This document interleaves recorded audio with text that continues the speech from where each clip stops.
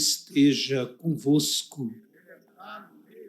Proclamação do Evangelho de Jesus Cristo, segundo João. Naquele tempo, os judeus começaram a murmurar a respeito de Jesus, porque havia dito: eu sou o pão que desceu do céu. Eles comentavam: não é este Jesus, filho de José? Não conhecemos seu pai e sua mãe? Como então pode dizer que desceu do céu?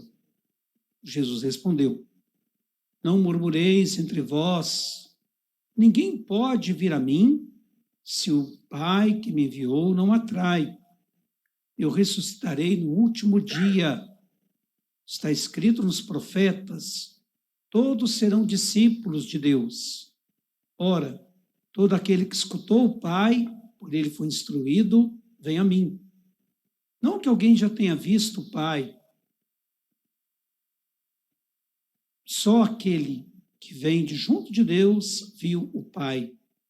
Em verdade vos digo: quem crê possui a vida eterna. Eu sou o pão da vida. Os vossos pais comeram maná no deserto, no entanto morreram. Eis aqui o pão que desce do céu. Quem dele comer nunca morrerá. Eu sou o pão vivo descido do céu. Quem comer deste pão viverá eternamente. E o pão que eu darei é minha carne para a vida do mundo. Palavra da salvação.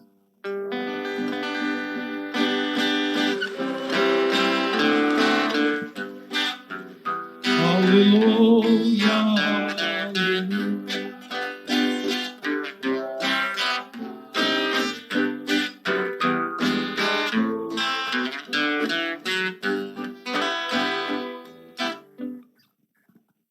Viver a vontade do Pai é a nossa vocação. Meus irmãos, louvado seja nosso Senhor Jesus Cristo.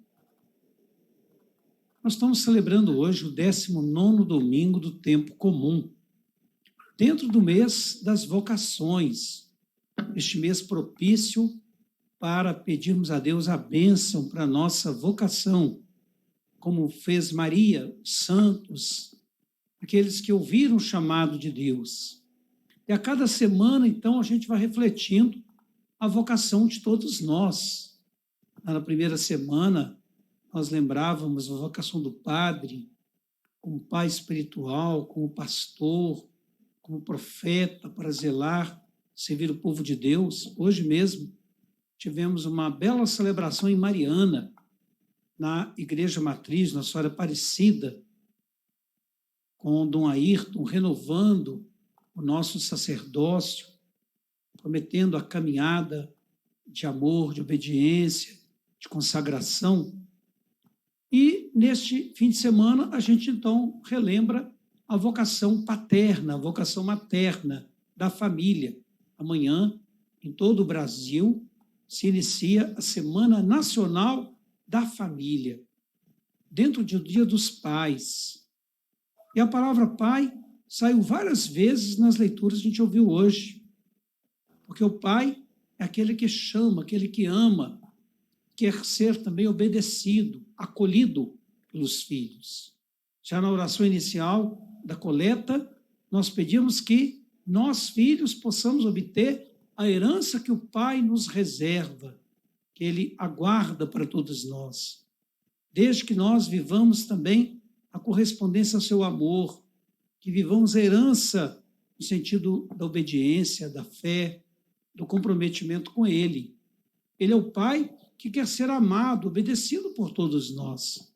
Por isso ele chama também para que os pais presentes, os pais do mundo de hoje, sejam exemplos também de pai na família, sejam presença viva, corresponsável, sejam amigos, sejam bons, sejam exemplos para seus filhos no mundo de hoje. E é bonito, então, essa experiência da presença do Pai no meio de nós. Na leitura do livro dos Reis, nós temos o profeta Elias, grande profeta que viveu num tempo difícil, de rejeição ao Deus da vida, mas que enfrentou com coragem, com firmeza e fé os falsos profetas do seu tempo. Em um determinado momento, para vocês terem uma ideia, ele sozinho, diante de 400 profetas de Baal, ele os derrotou pela sua fé, pela sua firmeza e coragem. E aí acabou sendo perseguido duramente pelo rei, pela rainha, e ele então foi para o deserto. Foi fugindo daquele momento difícil pelo qual passava. E lá ele então caiu numa espécie de sofrimento enorme, numa desilusão, como o ser humano também experimentou a tristeza, a depressão, o sofrimento, como toda pessoa quando também passa pelas dificuldades humanas. O profeta também passa esses problemas. Ele quer agora até mesmo morrer diante de tanta rejeição, de se sentir abandonado. Mas, no momento em que ele está dormindo, eis que aparece o anjo de Deus e lhe dá força. Era preciso que ele continuasse a sua missão. Sua missão seria longa. E, de repente, aparece para ele um jarro e um pão para ele comer e a voz de Deus: levanta-te, toma, come, bebe. É preciso que tu continues a viagem, a peregrinação. Deus, então, está presente na história dos seus profetas, na história de todos nós, com o alimento, com a presença, com a força, com essa serenidade e sabedoria. No Evangelho, nós também temos Jesus Cristo, que é rejeitado por aqueles fariseus, por aquelas pessoas resistentes, que não quiseram também ouvir o chamado de Deus, não aceitaram Jesus Cristo. Conheciam a sua origem humana, mas não conheciam a sua origem divina. Tanto é que eles falaram: nós conhecemos você, sabemos que você é filho de José, filho de Maria, nós sabemos quem é você. Quer dizer, eles conhecem a realidade humana de Jesus. Não aceitam um Jesus, um Deus tão humano, tão simples, de uma aparência tão parecida com a deles. Por certo, claro, não sabiam que Jesus era filho de Maria, no sentido do milagre, nem sabiam que José era o pai adotivo, mas eles estão apenas ali com o olhar humano, o olhar material da aparência. Não sabem, não querem acolher Jesus Cristo. Quando ele diz: eu sou o pão vivo do céu, quem come deste pão viverá eternamente. Na semana passada, a gente refletiu sobre o pão material, o pão de que todo mundo precisa, né? Ontem, por exemplo, eu celebrei na novena do Espírito Santo, lá na comunidade do Divino Espírito Santo, onde está sendo construída uma bela igreja, com as mãos de todos, os dízimos, as ofertas, tanta coisa bonita. Mas a gente refletiu em um determinado momento quando o pessoal disse o seguinte: lá no início da pandemia, eram 3 famílias assistidas, em março. Em julho, passaram para 5. Final do ano, passou para 12.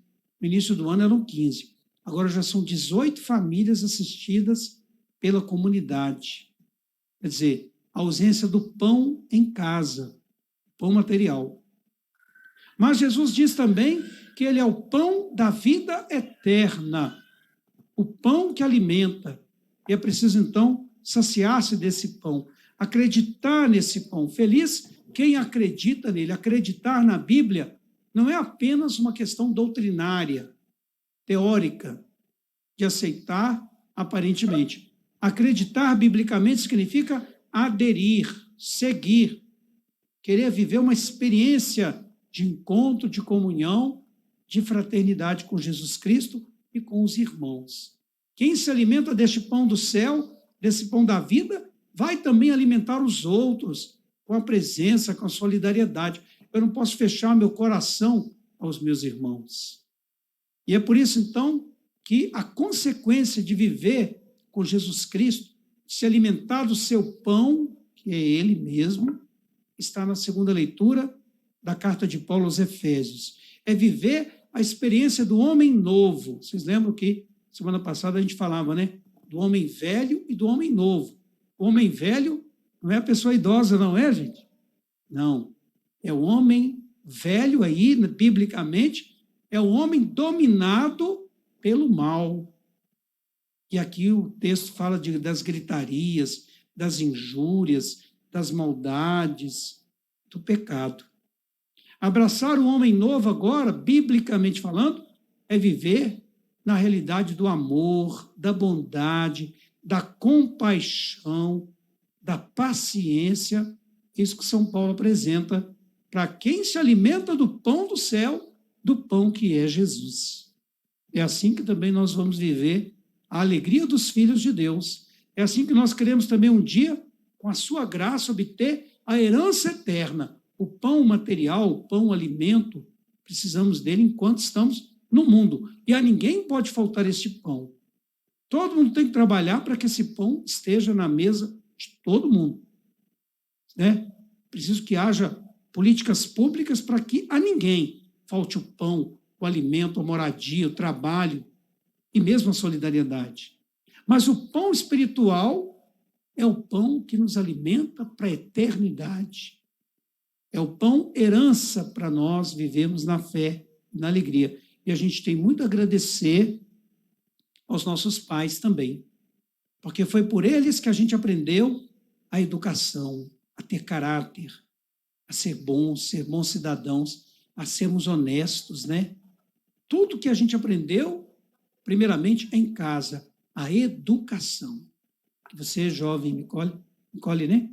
Seja muito feliz, obedecendo aos seus pais, estudando, sendo pura de corpo e de alma, e que todos nós também lembremos hoje das tantas coisas boas que aprendemos de nossos pais.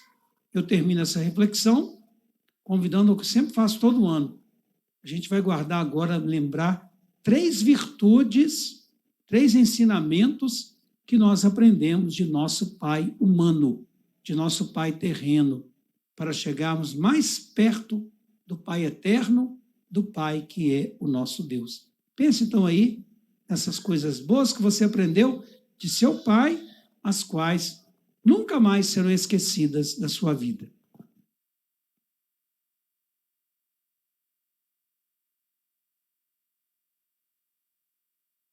E assim, irmãos, convivendo com o que nós aprendemos, possamos entregar a Deus a alegria da nossa fé.